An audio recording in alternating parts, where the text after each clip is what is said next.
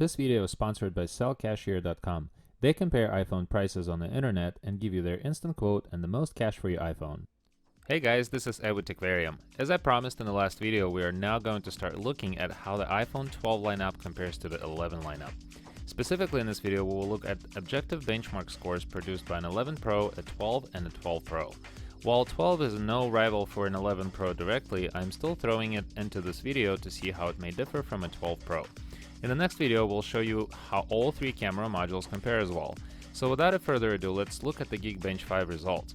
Of note is that I won't be running the compute part of the benchmark, as that will be covered to some extent with the Performance Test mobile app later in this video.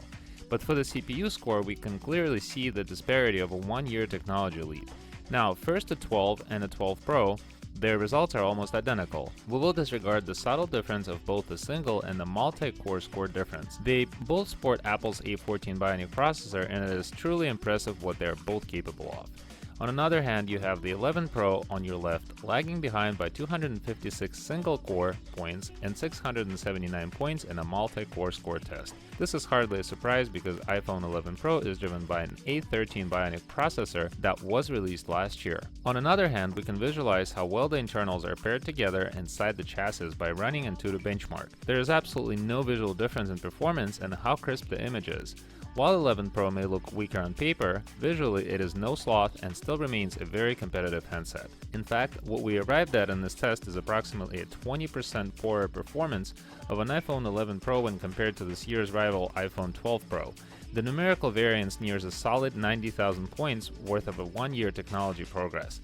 But this does prove a point. Unless your day involves a lot of gaming, you will be very unlikely to see any difference in visual performance across the two generations. Similarly, this is one of the reasons why some mobile tech giants will choose in favor of less powerful CPUs, because they are more than capable for everyday tasks and they help to offset the cost.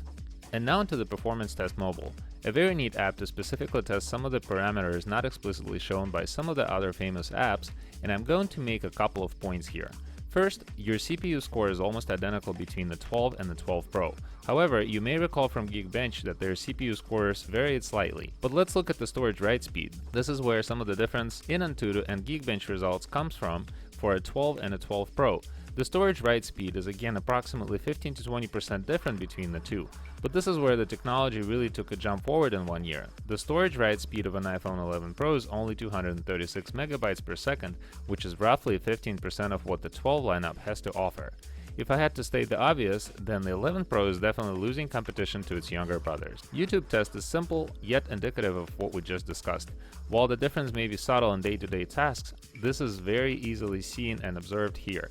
And it will take you a second later to open your favorite channel's YouTube video. Is it crucial? I bet you that those with an 11 Pro don't even think about it. Finally, a simple web browser task such as opening a website will show you that 11 Pro still handles this task very well. On opening of weather.com, it comes right up on all three phones. I mentioned this in my previous videos that weather.com is overloaded with scripts, ads, and a myriad of other things that make it take a while to pull up even on a powerful desktop computer. It is now time to make the verdict, and this is probably a tougher judgment call to make. On one hand, 11 Pro is still as solid of a performer as one could wish for. But on another hand, seeing a much lower storage write speed that is only 15% of what the 12 lineup has to offer, I start second guessing what the recommendation would be. The answer lies in the cost versus benefit though. What will you do with a 12 that you could not do with an 11 Pro? That's a better question to ask. Think about the Antutu benchmark test. We saw no difference in visual performance, and when you apply the cost of a brand new 12 Pro, then we get an obvious answer. So for day-to-day tasks, don't buy the 12 because it is still an expensive handset. But if you are a geek and you just must have that new iPhone, I say go for it. If not for a more expensive 12 Pro, but at least a 12. Thank you for watching guys. If you like this video, please press that like button down below and subscribe to my channel. See you in my next video soon. I wanted to tell you about sellcashier.com. So you just got your new iPhone. What will you do with your old one? You may be thinking of selling it on eBay, Craigslist, and so on, and it is definitely a hassle. Now you don't have to do that. Now you can sell it through sellcashier.com. They compare the actual prices of iPhones and give you the best price for your iPhone that you are trying to sell.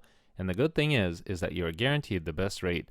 You also get a free shipping label. Thank you for watching, and please check out sellcashier.com.